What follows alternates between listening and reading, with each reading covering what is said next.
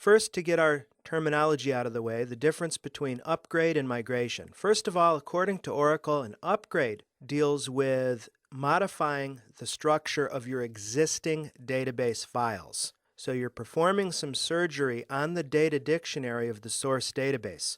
Now that's probably not quite as scary as long as you're doing rigorous backups and you have multiple copies of your backups and you've already tested the backups to make sure that they work and so on. There's nothing worse than thinking you're backing up and really you're not. The advantage to this approach, specifically doing a direct upgrade, where you install a new instance of Oracle on the box, you overwrite the existing database with 12C bits and upgrade the data dictionary to 12C, and then you can run Oracle Universal Installer to uninstall the previous instance. That has the advantage of speed. It also has the advantage of seamlessness. You're not having to juggle different instances. Well, you're doing different instances, but you're not necessarily doing separate computers and having to migrate among different entire environments. The downside to this, though, is that you are doing surgery on your production database, and if something goes wrong, the onus is on you to roll back as cleanly as you can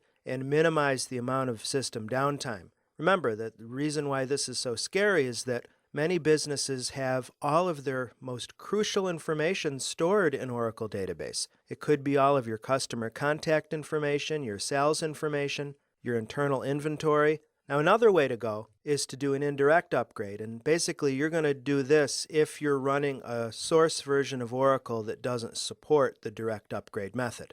All right, so that's upgrade, where you actually upgrade or change, modify the data dictionary of the source database to be compatible with the current version. Migration is where you pluck data from your source database and you copy or move it into a separate installation of Oracle database, a 12C database.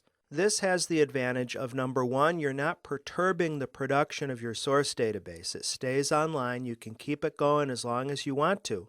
Downside is that it's going to be much more administration. You can use tools to do the data exports and imports, but you may wind up with a synchronization problem. You do your export and import of your user table spaces, and then by the time you're having your users cut over to the 12C instance and database, what about transactions that have been added in the meantime in the old database? You see, so there's a lot to think about no matter how you're approaching this.